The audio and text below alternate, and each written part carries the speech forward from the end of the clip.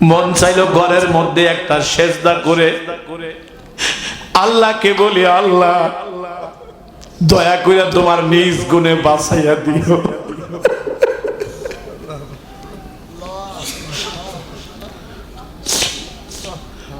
অনেকেই কইতে পারেন, হুজুর ওয়াজ করেন এত কান্দেন কেন?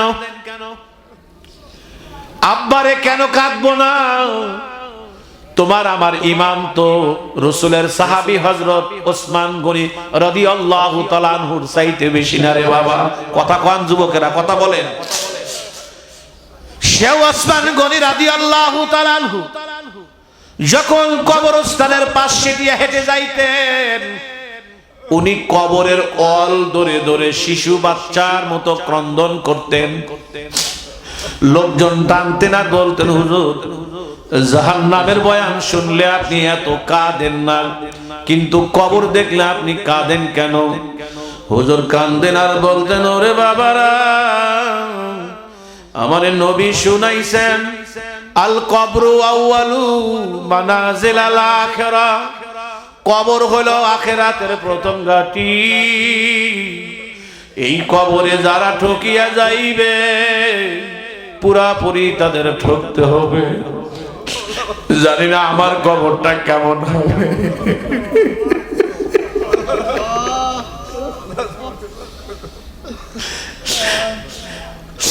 আমি কেমনে করে ওয়াজটা করলে আমি আপনাদেরকে বুঝাইতে পারবো, কিভাবে কথাগুলা বললে আপনাদের দুই নয়ন দিয়ে বৃষ্টির মতো পানি ঝরবে।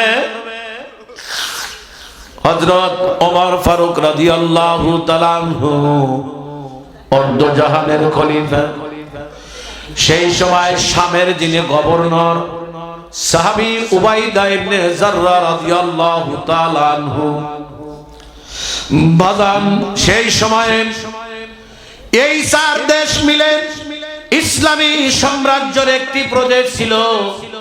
আবু উবাইদা ইবনে জাররাহ ছিলেন মুসলমানদের অত্যন্ত পছন্দনীয় কাঙ্ক্ষিত অঞ্চল।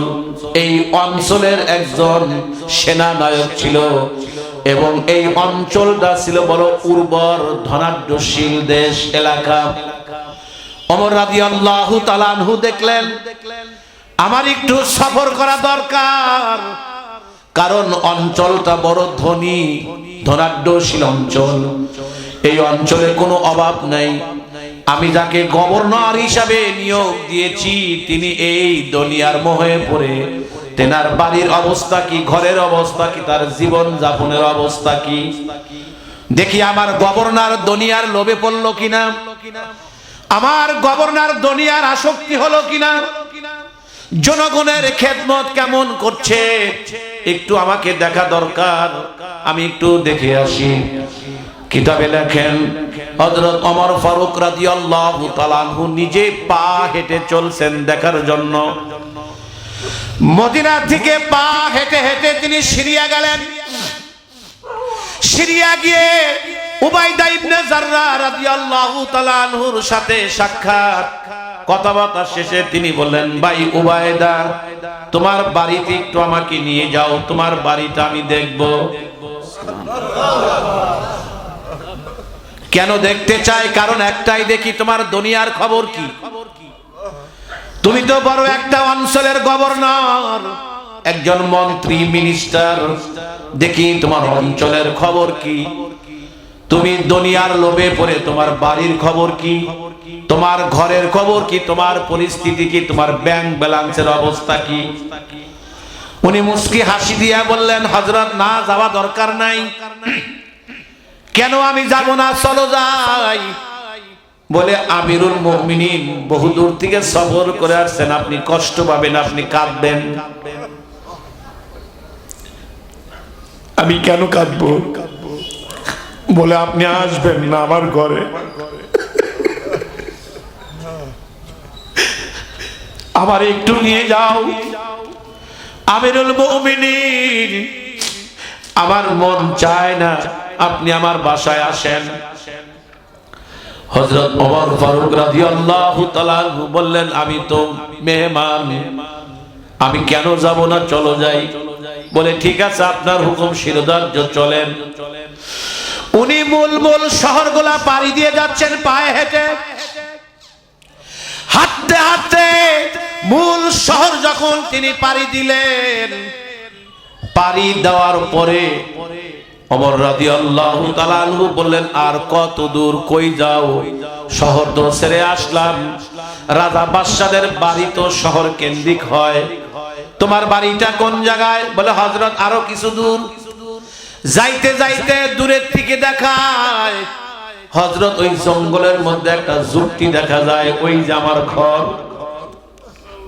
বলে বলো কি? বলে হ্যাঁ, আপনি আসেন, আমার ঘরের মধ্যে আসেন। আমিরুল মুমিনিন হযরত ওমর রাদিয়াল্লাহু তাআলা আনহুকে বাজান যখন যুক্তির মধ্যে একটা কুঁড়ে ঘরের মধ্যে নিয়ে গেলেন, যাইয়া দেখেন ঘরে কোনো আসবাব নাই, ঘরের মধ্যে সেরেফ একটা জায়নামাজ। আমিরুল মুমিনিন বলতেছেন, উবাইদা ইবনে জাররাহ, তোমার শোয়ার ব্যবস্থা কোন জায়গায়? তিনি বলেন, আমিরুল মুমিনিন, যার কবরে কোনো বিছানা নাই,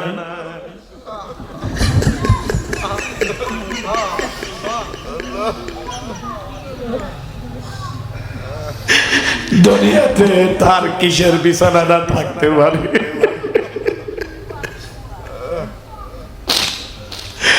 যার কবরে কোনো ঘর নাই, কবরে বালিশ নাই, দুনিয়াতে তার আবার কিসের বিছানা, কিসের বালিশ?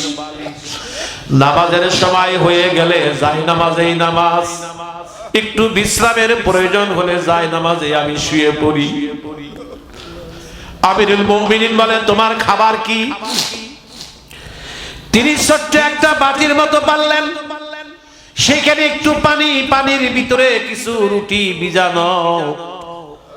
আমিরুল মুমিনিন বললেন, এটা কিসের? বলে এটা রুটি আমি ভিজিয়ে রাখি, শক্ত হয়ে যায়, খাওয়া যায় না। একজন মেয়ে আমাকে 3 দিন পর পর 2-1টা রুটি বানিয়ে দেয়, এইটা আমি ভিজে ভিজে রাখি, রাত্রে একটু খাবারের প্রয়োজন হলে আমি খাই। আমিরুল মুমিনিন 2 চোখের পানি ছেড়ে দিয়া বুকের মধ্যে জড়িয়ে কপালে চুমো লাগাইয়া বলে, উবাইদা ইবনে জাররাহ রে, একজন নবীজির প্রেমিক সে হলো তুমি। আজও তোমাকে দুনিয়া গ্রাস করতে পারে নাই, এত বড় গভর্নর হওয়ার পরেও তোমার বাড়ি নাই, তোমার ঘর নাই। বাগান এত বড় গভর্নর হওয়ার পরেও তাকে দুনিয়া ধরতে পারে নাই, বাগান দুনিয়াটা স্পর্শ করতে পারে নাই। এই কথা দ্বারা এটাই বুঝাইতে চাই, এ মুসলমান ভাইরা আমার, বাবারে দুনিয়াটা এমন ভাবে করো, দুনিয়ায় এমন ভাবে চলো, এমন ভাবে করো, এমন ভাবে করতে চাও যেন দুনিয়াটা মুসাফির খানা। কারণ এমন একটা বিষয়, এমন একটা জায়গা, যেই দিন মসজিদের পালকিখানা উঠানের মাঝে আসবে, বাজান ওই পালকিতে যারা একবার উঠবে তারা আর কোনো দিন ফিরে আসে না। বাপজিরা আমার, দ্বিতীয় একটা বিষয় নিয়ে কথা বলি সংক্ষিপ্তভাবে। দ্বিতীয় নাম্বার বিষয় হলো, যেই উদ্যোগে আজকের মাহফিল, বাজান যদি আমার রাষ্ট্রীয় ক্ষমতা থাকতো, যারা এই মাদ্রাসাখানা প্রতিষ্ঠা করছেন তাদেরকে আমি রাষ্ট্রীয় স্বর্ণপদক উপহার দিতাম। কেন? কথাটা একটু দিলের কান দিয়ে বুঝবেন, কথাটা বড় গুরুত্বপূর্ণ। বাজান একটা বিল্ডিং করতে গেলে যেরকম বিল্ডিং এর ভিতটা বড় মজবুত লাগে, শক্তিশালী হতে হয়। কেন? ভূমিকম্পর ভয়, বাজান বিভিন্ন ঝড় তুফানের ভয়, অনেকেই চায় মজবুত করে বিল্ডিং বা ঘর করতে। ঠিক একটা জাতি যদি আপনি সঠিকভাবে পরিচালনা করতে চান, তাহলে জাতিকে সঠিকভাবে পরিচালনা করার জন্য বাজান সবচাইতে রাষ্ট্রীয়ভাবে মূল ভিত হলো শিক্ষা। একটু কথা বলেন, ঠিক না বেঠি? কত গুরুত্ব! বর্তমান আমাদের অবস্থান কি আর পশ্চিমাদের অবস্থা কি? দেখেন একটা সূক্ষ্ম কথা শুনেই, পৃথিবীতে যত নবী আসছে, লক্ষাধিক পয়গম্বর আসছে, আপনি গবেষণা করে দেখেন যে জামানায় যে নবী আসছে সে নবী সবচাইতে শিক্ষিত, সুবহানাল্লাহ, সবচাইতে শিক্ষিত, সবচাইতে ভদ্র, সবচাইতে ভাষাবিদ, সবচাইতে আদবওয়ালা। আপনি কোন মূর্খ নবী পৃথিবীতে পাবেন না। আরো মজার কথা হলো, আমার রসুলের যে ইউনিভার্সিটিতে লেখাপড়া করতেন, আমার রসুল যে ভার্সিটিতে লেখাপড়া করতেন, আমার রসুলের সেই ভার্সিটির শিক্ষক সরাসরি আল্লাহ।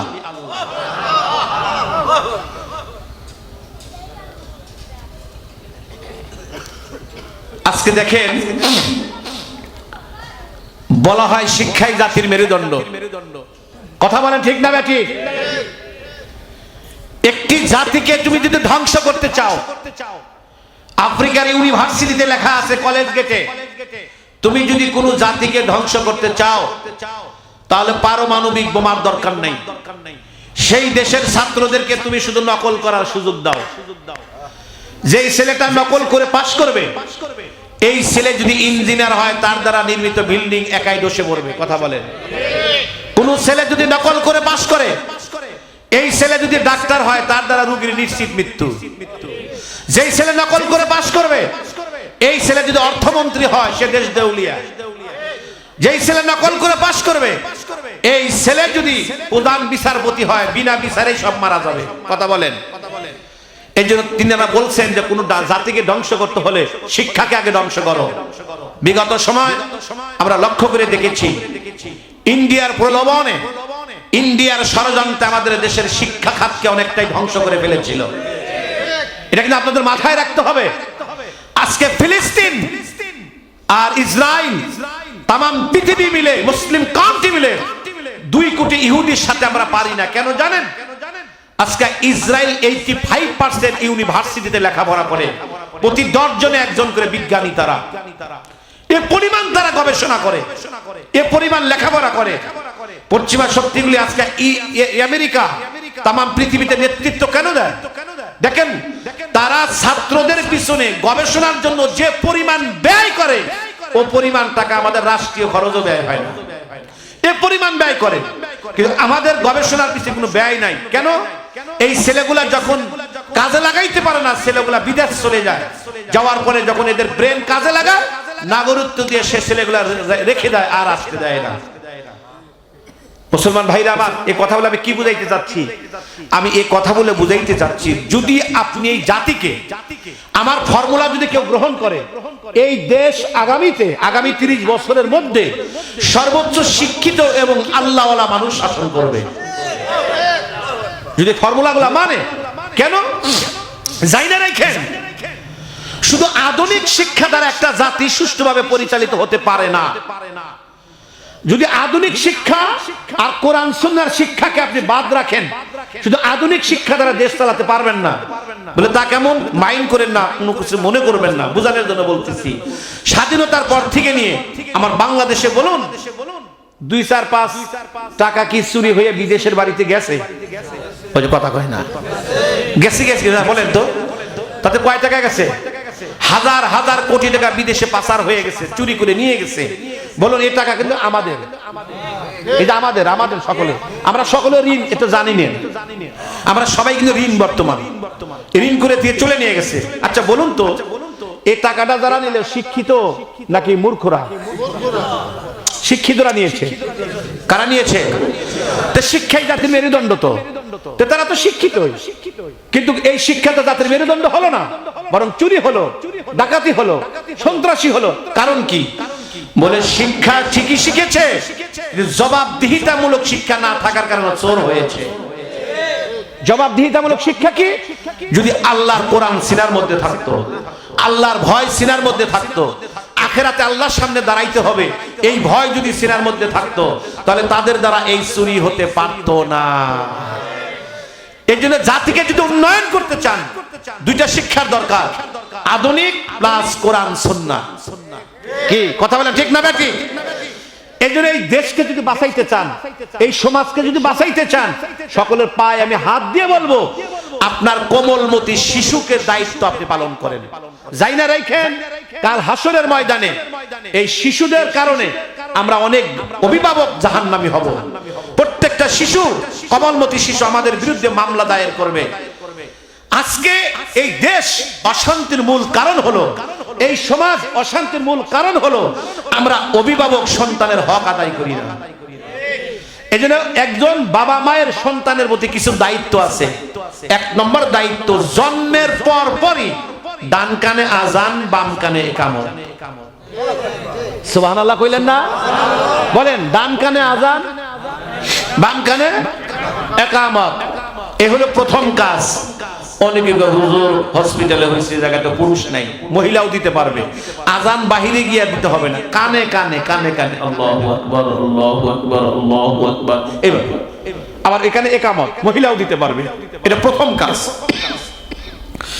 এই যে কানে আজানটা দিলেন, আল্লাহর রহমতে এটা এমন একটা মেডিসিন দিলেন, আল্লাহ পাক এই সন্তানকে সকল শয়তানের চক্রান্ত থেকে আল্লাহ হেফাজত করবেন। নাম্বার 2, 7 দিনের দিন সুন্দর একটা নাম চয়ন করা এবং পারলে আকিকা করা। আকিকা সুন্নাত। কোমলমতি শিশু যখন একটু বড় হবে, দায়িত্ব হলো এই কোমলমতি শিশু আসলে এগুলা তো করার জন্য আবার মাকে আল্লাহওয়ালা হতে হবে। কথা কয় না?